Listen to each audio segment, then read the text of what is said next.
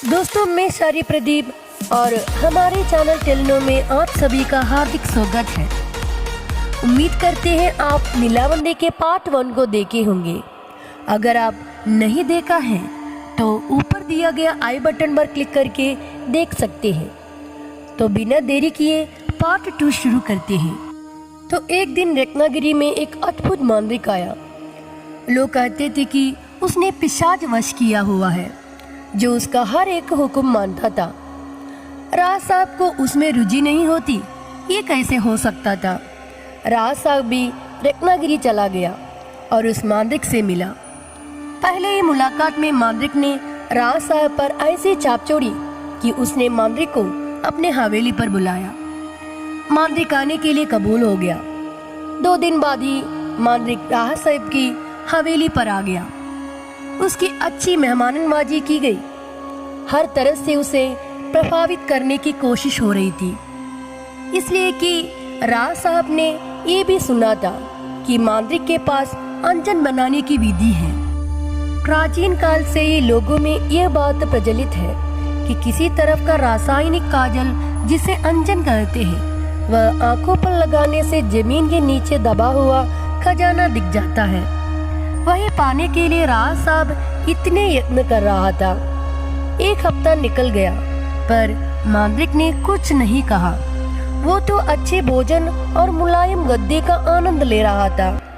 राज साहब के सब्र का बांध टूटने लगा था, लेकिन फिर भी अगर मांत्रिक को बुरा लगा तो कहीं ये मुझे शाप ना दे दे, इसलिए उसने चुप बैठने ही ठीक समझा।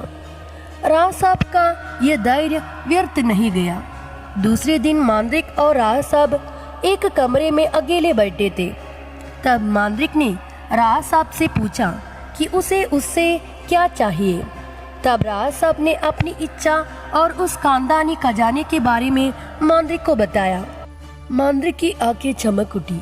उसने जिंदगी में कभी इतने खजाने के बारे में नहीं सुना था, लेकिन उसने अपने चेहरे को निर्विकार रखा। उसने जाहिर नहीं होने दिया कि उसे भी खजाने की लालच है। उसने राज साहब को अपना इतिहास बताना शुरू किया कि कैसे वह मांत्रिक बना। उसने जो बताया वह ये था, मैं भी पहले एक सीधा साधा किसान था। मेरा नाम बाबू था।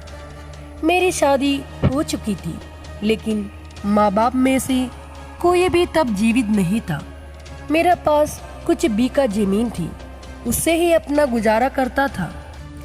एक शाम मैं खेत से लौट रहा था तो मुझे अपने दोस्तों जो आग जलाकर उसके पास बैठकर गप्पे लड़ते हुए दिखा। उन्होंने भी मुझे देखा और आवाज़ लगाई।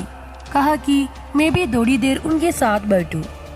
मुझे भी ये बात ठीक लगी कि आदमी को थोड़ा समय खुद के लिए भी निकालना चाहिए। घर में बीवी राह देख रही होगी, ये बात तो मेरा दिमाग में थी, लेकिन फिर मैंने सोचा कि एक दिन थोड़ी देर हो गई तो क्या हो जाएगा, कोई बहाना बना लेंगे। गप्पे लड़ाते लड़ाते समय का ध्यान ही नहीं दिया। बहुत देर हो गई। मैं गांव के बाहर रहता था। मैंने अपने दोस्तों से इजाज़त मांगी और अपने रास्ते में चलने लगा। मुझे खेत जाने के लिए पूरा गांव पार करना था, क्योंकि मेरे घर और खेत के बीच में गांव था। और एक बात थी, मुझे डर बहुत लगता था और मेरे घर जाने के रास्ते में स्मशान भूमि थी। मैं घर इसलिए जल्दी जाता था कि रात को स्मशान के पास से गुजरना ना पड़े, लेकिन उस दिन मुझे बहुत देर हो गई थी। मैंने किसी तरह अपने मन को तैयार किया, क्योंकि आगे स्मशान भूमि यानी भूतों का इलाका शुरू होने वाला था। मेरे जैसे डरपोक इंसान के लिए ये बात बहुत गंभीर थी। मैं तेजी से अपने कदम बढ़ाने लगा। मुझे बस अपने घर पहुंचना था। अब स्मशान भूमि शुरू हो गई थी। मैं मन में राम नाम जपने लगा। अचानक से अंधेरा बहुत घना हो गया। मेरा डर अब चरम सीमा तक पहुंच गया। मुझे अब इतना ज़्यादा डर लग रहा था कि अब इसी डर के वजह से मेरी मौत न हो जाए। मुझे इस बात की चिंता होने लगी थी। स्मशान के सन्नाटे को उल्लुओं की आवाज़ भंग कर रही थी। जिससे माहौल और डरावना हो गया। तभी अचानक से किसी के चीखने की आवाज़ आई। डर की एक तेज लहर मेरे सीने से दौड़ गई। मैं उसी जगह पर खड़ा रहा। दूर कहीं कुछ चमक रहा था।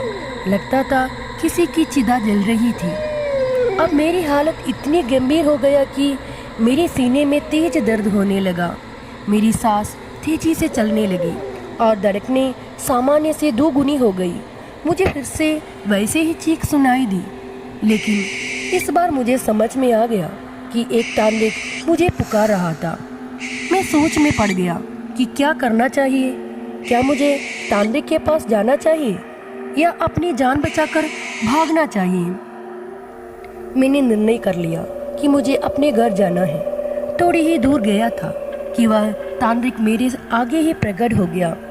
अब तो मुझे लगा कि मैं पक्का मर जाऊंगा, लेकिन तांत्रिक ने अपना अंगूठा मेरा माथे पर लगाकर मुझे शांत किया। मुझे आश्चर्य लग रहा था कि मेरा डर न जाने कहाँ गया था। दोस्तों, आज का ये वीडियो यहाँ समाप्त हो रहा है और इस वीडियो के पार्ट 3 को लेकर बहुत जल्दी ही मिलेंगे। उम्मीद करते हैं आपको ये वीडियो पसंद आया होगा। आगे की स्टोरी जानने के लिए हमारा वीडियो के पार्ट 3 का इंतज़ार कीजिए। ऐसे ही अमेजिंग वीडियो देखने के लिए हमारा चैनल को सब्सक्राइब करने का विचार करें। वीडियो पसंद आया है तो लाइक करना ना भूलिए। धन्यवाद।